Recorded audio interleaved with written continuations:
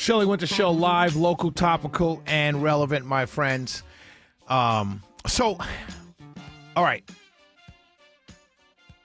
Let me explain my issue with everything going on with ICE and everything in these cities. Let me explain it to you, okay? And I have to explain it from the concept and the ideology of being conservative. Okay, I cannot explain it from the concept and ideology of being a Trump supporter. I cannot explain it from a concept and ideology of being anything else but a conservative. Okay, I don't like the idea of the federal government coming into a state and or city when the governor or someone hasn't asked them to come.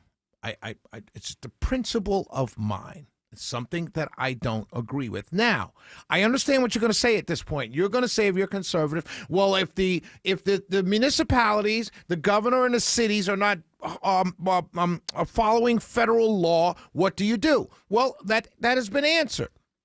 When Eisenhower sent the National Guard into the Deep South, right, to protect protesters, to protect civil rights marchers, to make sure when federal law says, hey, you got to integrate this school to protect the students going to that school. So the federal government sent the National Guard in at that time to protect citizens. Let me say that again, to protect citizens. Okay? This time, what's going on, you can make an argument, well, they're protecting citizens by getting rid of the illegals. Okay, that's fair. But I'm not seeing that. And see, you got to understand, Shelley Winter, there's a principle. The principle starts off with, I'm not comfortable with the federal government sending ICE agents or federal agents or law enforcement or police or anybody in the federal government into a municipality. That's a principle of Shelley's. Unless it's to protect the citizens because the cities or the states are not following federal law. You understand what I'm saying? It's a principle of mine. Now you can yell and scream and say, whoa. I'm just telling you this is my principle because I'm a conservative. I believe in states' rights. This is something I hold dear. I also believe in limited government. I don't believe in a big, wieldy, powerful, all-powerful federal government. These are the things that conservatives used to believe in. I don't know where we went. I don't know why we changed our mind on these issues.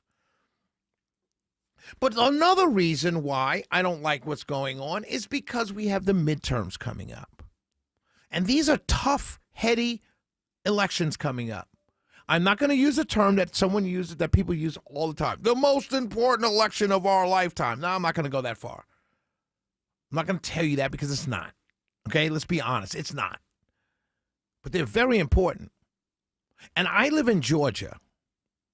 And I don't believe for a second that Georgia is a purple state.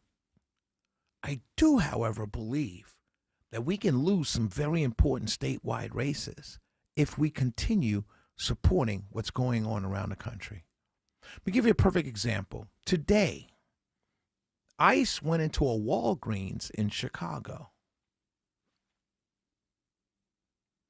to get criminal illegal immigrants in a Walgreens? Why didn't you just wait for them to come out? Why do you know who they are? They got to leave the store. Just sit outside and wait for them to come out. No, they went into Walgreens. They went into Walgreens. A young teenager, African-American teenager, ran. An ICE agent tackled him, put his knee in his back, and said, why did you run? Whoa, sir, I live in America. I can run.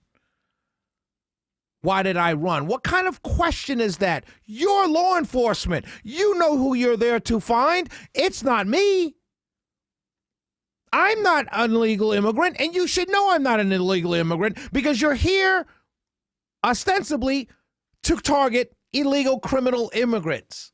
You know I'm not one of them. Why? Because you should be looking at your piece of paper that you have with the names of the people you're looking for, not randomly floating around the city and the state looking for people, unless you know who you're looking for. Could you imagine, my conservative friends, if all of a sudden Cobb County Police and the sheriff's department just started stopping people at the corner saying, hey, let me see your ID, sir. Well, I haven't done anything wrong. Well, you know what? We don't know that.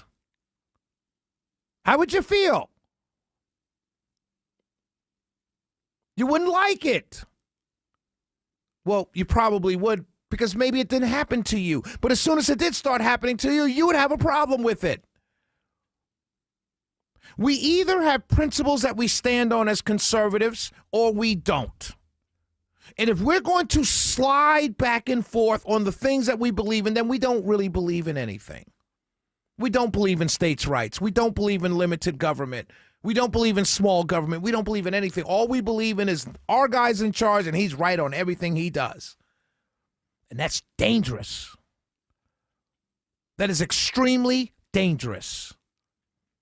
And I'm talking about this from the standpoint of winning elections.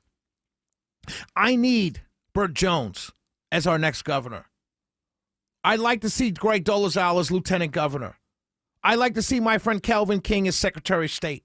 I'd like to see Misha Maynard as state school superintendent. Those are my four big ones. I don't want those races impacted by what the federal government's doing all around the country, because there's a bunch of moderates, there's a bunch of suburbanites, there's a bunch of suburban white women who normally vote Republican who will say, this seems odd and strange, and I don't like it. And you'll go off and tell them, well, don't you want to feel safe from the illegal immigrants? And they will tell you, yeah, if it's a gangbanger, yes. But if it's Julio who's just going to work, who's been here for 30 years and hasn't done anything, why him? Well, he broke the law. The suburban white woman, Republican voter, she's not looking at it like that. She's saying Julio's never done anything to me. He's not breaking the law. There's a story coming out of, I want to say Texas, of a father that's been here 30 years. His son is a Marine. His sister's on a base. She's married to a man, another Marine. She's pregnant. The father's been coming on the base to visit his daughter, pregnant by another Marine. His son is already a Marine. He just got deported. Who is for that? I'm telling you, the suburban white Republican woman is not for that. She may tell you, yeah, I'm going to vote Republican, and when she goes in there, she's going to pull it for a Democrat because she's not for that. Well, Shelley, you know, they're already criminals because they broke the law by sneaking over here. Okay, that's fair. You can use that. You can play that word game if you want to, and it's only semantics that you're playing. But this is not what you said on the campaign trail. You said you're going to get rid of criminal, gangbanging, violent criminals. But you walked into a Walgreens in Chicago. And then when people started running, you started chasing them because they started running. Why wouldn't people run? You're uniformed up. You got masks on. I don't know who you are. Just because you have on a brown uniform that says DHS, I still don't know who you are. There's a term that the young people use called ops. You could be my ops. I'm going to run. You have a gun. Well, Shelley, if you've done nothing wrong, you shouldn't run. That's not how it works in the hood. Yes, in Buckhead, it's easy to walk down the street and say, wow, look at all these brown uniforms guys running down the street. Hey, Margaret, look. In the hood, everybody scatters. And it's not because they're criminals. The Shelley Winter Show. We'll be right back.